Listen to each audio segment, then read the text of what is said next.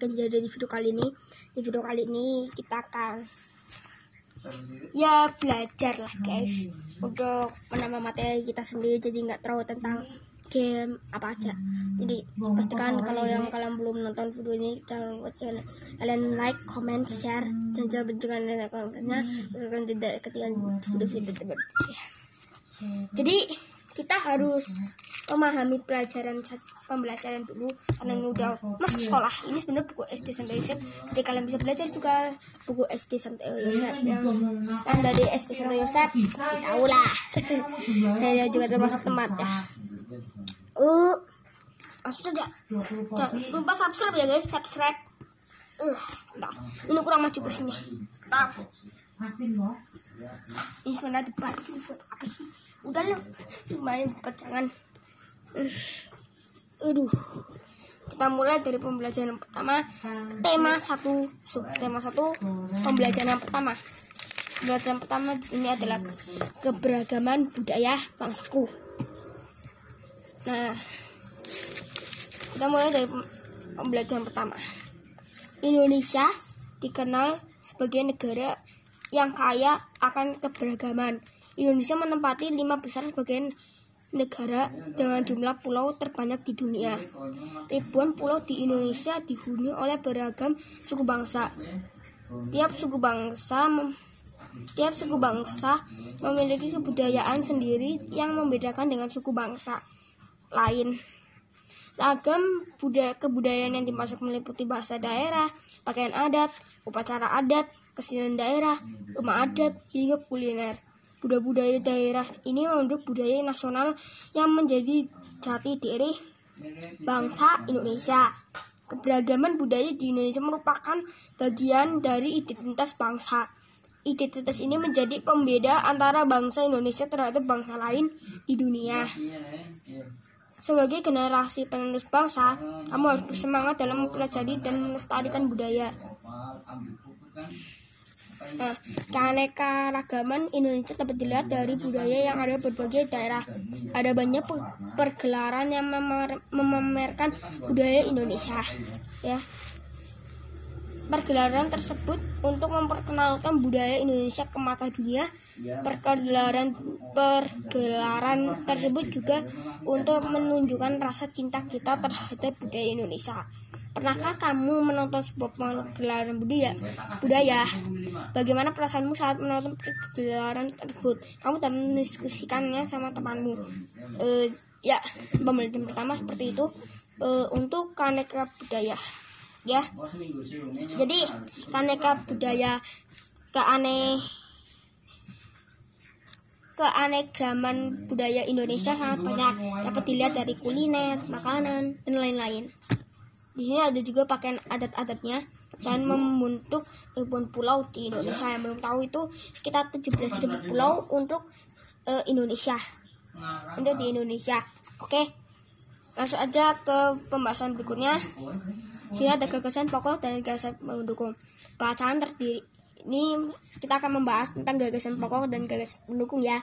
Kalian harus simak baik-baik. Oke. Jadi bacaan terdiri dari paragraf. Tiap paragraf terdiri atas kalimat. Kalimat tersebut dapat dikategorikan dalam gagasan pokok dan gagasan pendukung. Gagasan pokok merupakan masalah utama yang dibahas dalam sebuah paragraf. Gagasan pokok disebut juga dengan gagasan utama ataupun ide pokok. Gagasan pokok terletak di kalimat utama pada suatu paragraf. Kalimat utama dapat terletak di awal, tengah, maupun akhir paragraf. Sementara itu, gagasan pendukung merupakan informasi pendukung yang menjelaskan pokok dalam suatu paragraf. Gagasan pendukung merupakan informasi pendukung yang menjelaskan gagasan pokok dalam suatu paragraf.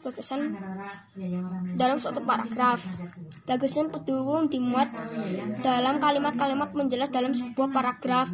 Kalimat selain selain kalimat utama adalah kalimat penjelas. Setelah kamu memahami tentang garis pokok dan garis pendukung, kerjakan kegiatan berikut. Nah, untuk kegiatannya ini saya tidak lakukan, tapi saya akan baca saja ya teman, baca saja. Oke, kalian simak baik-baik video ini. Jadi kita lanjut aja daripada kita harus capek.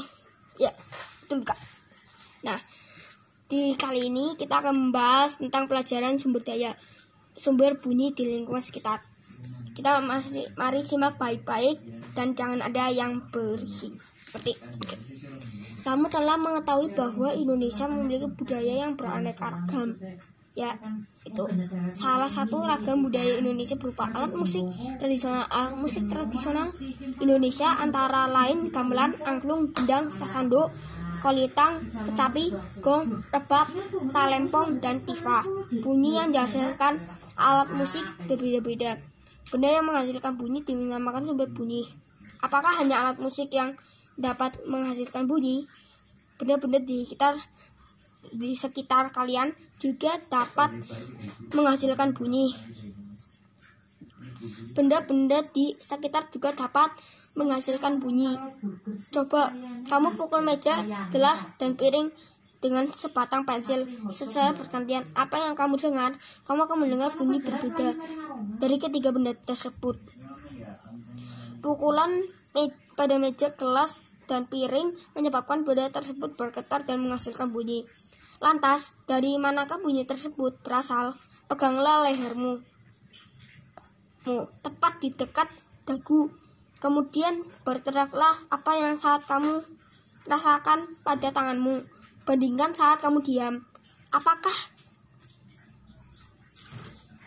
Samakah apa yang kamu rasakan pada tanganmu saat diam dengan saat kamu berteriak? Pada saat mengeluarkan suara, leher kita akan terasa bergetar. Sebaliknya saat kita diam, kita tidak akan mengeluarkan suara. Pada leher tidak ada getaran. Dari kegiatan tersebut, kamu dapat mengetahui bunyi yang dihasilkan oleh benda yang bergetar pada manusia. Bagian yang bergetar ketika bersuara adalah selaput di leher atau pita suara. Contoh lain, ketika kamu memukul gendang, pada saat gendang dipukul, membran atau kulit gendang bergetar. Gitar menghasilkan bunyi karena dipetik. Bunyi pada gitar berasal dari getaran dawai atau senar. Trompet menghasilkan bunyi jika ditiup. Pada saat meniup trompet, kita akan mengembuskan udara napas ke dalam tabung trompet. Udara tersebut akan bergetar dan menimbulkan bunyi. Banyak macam bunyi yang kita dengar. Ada bunyi kuat atau bunyi lemah, bunyi tinggi atau bunyi rendah, bunyi teratur ataupun bunyi yang tidak teratur. Semua itu tergantung pada energi dan frekuensi gelombang bunyi. Frekuensi bunyi adalah banyaknya jumlah getaran yang terjadi dalam satu detik. Frekuensi diberi lambang F dengan satuan Hertz atau Hz. Itu adalah singkatannya, getaran per detik. Itu bahasa lainnya lah ya. Besarnya frekuensi akan menentukan tinggi rendahnya bunyi. Gelombang bunyi yang penuh energi dan frekuensi besar akan terdengar nyaring. Sebaliknya, gelombang bunyi dengan energi rendah dan frekuensi kecil terdengar lemah lembut. Manusia hanya dapat mendengar bunyi yang memiliki frekuensi antara 20 Hz hingga 20.000 Hz. Disebut bunyi audiosonik. Bunyi berfrekuensi lebih rendah dari 20 Hz disebut bunyi infrasonik, dan lebih tinggi dari 20.000 Hz disebut bunyi ultrasonik, tidak terdengar oleh manusia. Bunyi yang frekuensinya teratur disebut nada. Nada dihasilkan oleh alat musik yang berfrekuensinya tidak teratur disebut desah. Misalnya bunyi angin, ombak, dan air terjun. Yang frekuensinya tidak teratur disebut desah. Udah keluar ya. Maaf. Sementara itu, kuat lemahnya bunyi dipengaruhi oleh besar kecilnya simpangan getaran. Besar kecilnya simpangan getaran disebut amplitudo. Untuk memperdalam pemahaman tentang sumber bunyi, lakukan percobaan berikut. Nah guys, itu mungkin segitu dulu untuk bacaan kali ini. Untuk yang C-nya itu keragaman suku budaya Indonesia dan lain-lainnya akan kulanjutkan di video selanjutnya.